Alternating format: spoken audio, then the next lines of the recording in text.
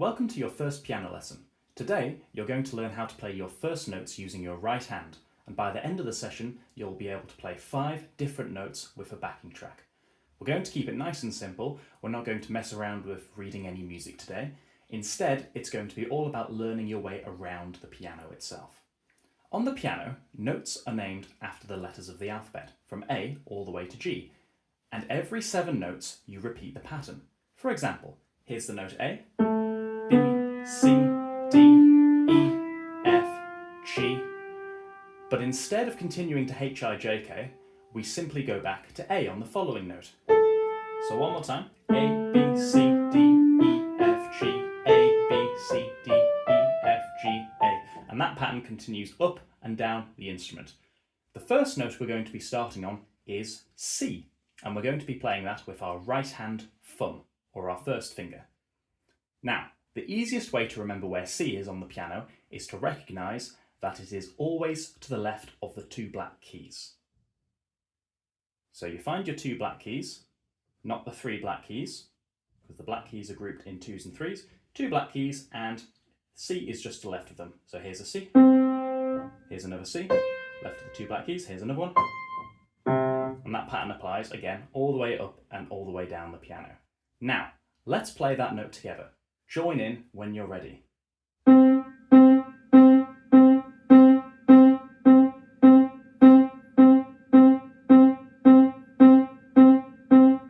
Excellent. You've just been playing the note C on the beat. Think of the beat as equal space between each note. Or the easiest way of thinking about it, if you count 1, 2, 3, 4, if you play a note on every number, you're playing on the beat. Try it with me this time. 1, 2, 3, 4. 1, 2, 3, 4. 1, 2, 3, 4.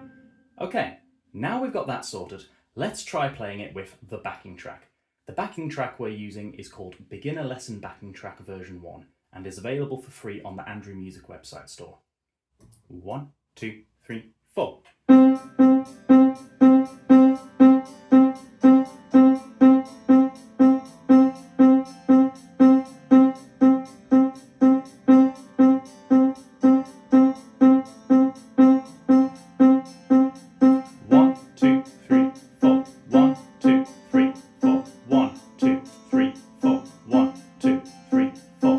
Excellent. Now I think you're ready to try something a bit harder.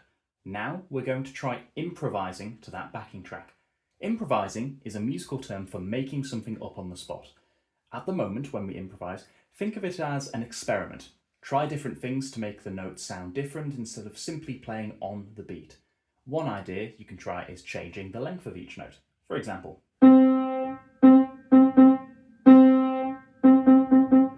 got some long beats and some short beats. Now pause this video and try improvising with the backing track. Now that you've given that a go, we're ready to have a look at our next note, D. As you may have guessed, D is right next to our C and sounds a little bit higher. So here's your C and here is your D. In some ways, you can think of the piano as a ladder. The further you go to the right, the higher the notes sound, and the further you go through the alphabet.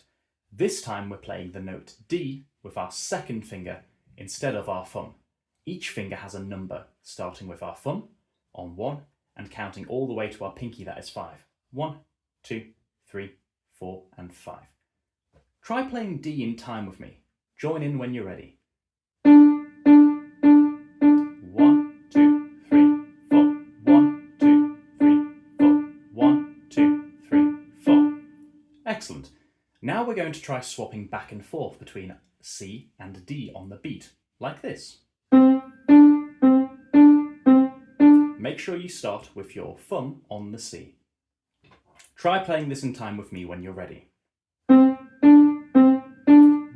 2, 3, 4. 1, 2, 3, 4. 1, 2, 3, 4. Well done.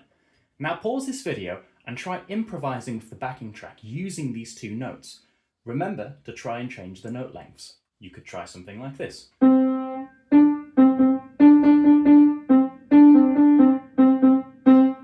Next up from D, we have the note E. Again, just using our alphabet, we can figure it out, and we're going to play this with our third or our middle finger. That's our E. It's important now to tell you the correct posture for playing the piano. When pushing the keys, keep your fingers curved and relaxed, like this. The best way to check you're doing it correctly is to put your left hand in a ball on a table and to just see how your right hand fingers naturally curve around, like so. That's more or less what we're after. Once again, join in with me on the beat using our note E by itself.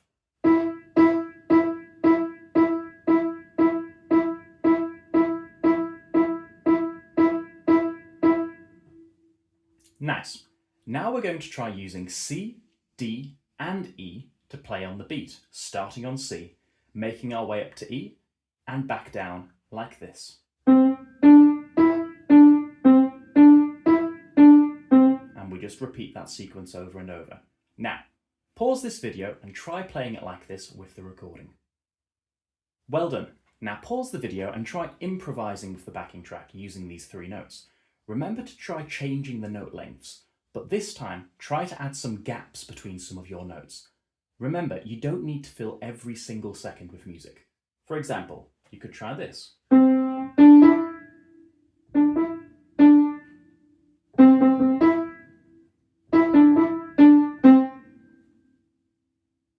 You've probably figured out the pattern now.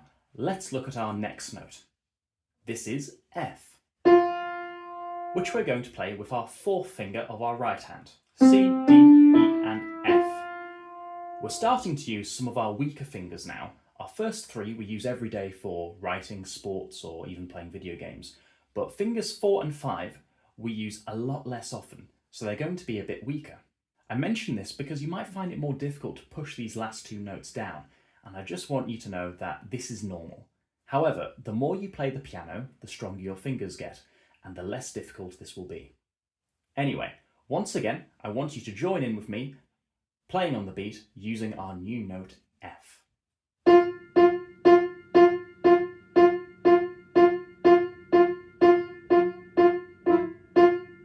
Now we've tried that, let's have a go at using C, D, E and F to play on the beat, starting on C, making our way up to F and then back down, like this.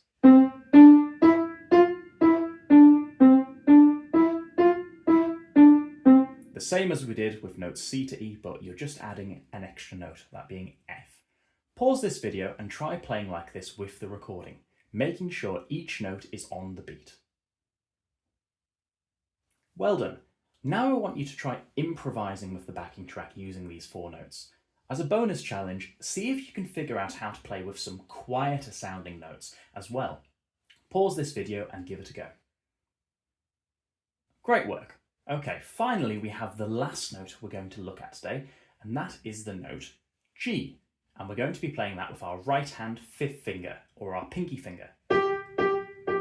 Once again, this finger is likely going to be a bit weaker than your others, so don't worry if you find it more difficult than the others. Just keep practicing and it'll get easier.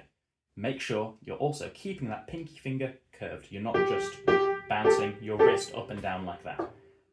A little spring in your wrist is absolutely fine at this stage, and you can use your arm weight to help push it down. You don't just need to extend your finger like this. Let's try playing it together.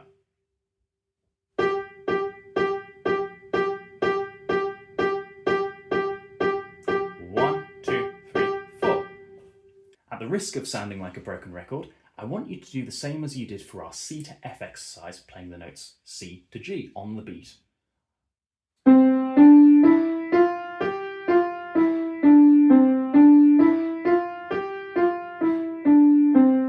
Try that with the recording. This type of stepwise movement is the start of what in music is called a scale if you want to learn some more music vocabulary. This is a concept we'll be delving into more in future lessons. And our final activity, I want you to use the backing track to improvise with the notes C to G. It will be a bit harder this time as we have 5 notes, but still try to experiment. Maybe this time you can try changing the volume, or, as it's known in music, the dynamics. If you play loudly, the dynamics are loud. If you play quietly, the dynamics are soft. To change the dynamics on the piano, if you haven't figured it out already, you push the notes either harder or softer, like so. Here's quiet dynamics. Here's loud dynamics. Now, for the final time today, pause the video and try improvising with the recording using the notes C, D, E, F and G.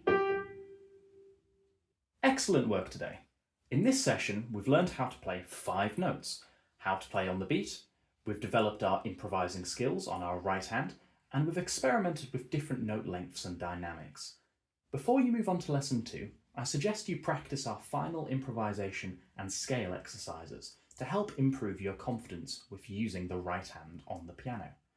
As another practice exercise to help you remember the names of the notes, I'm going to add a game at the end here. The game will work like this. I'm going to say a letter from C to G, and I want you to find and play that note on your piano as quickly as possible. To make sure you've played it correctly, I will give you a few seconds before I play it on my own piano so you can see if you were right. Let's give that a go. Can you find me a C? There is a C. Can you find me an F?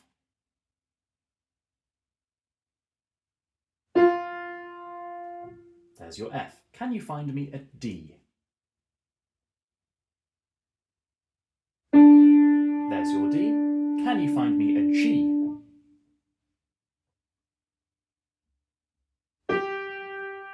And finally, can you find me an E? There is your E. And that'll do it. Thanks for joining me today on your first piano lesson, and I hope you'll join me next time for lesson 2, where we will look at music notation. So you're going to learn how to read and play music with both your right and left hands. Take care, and I'll see you next time.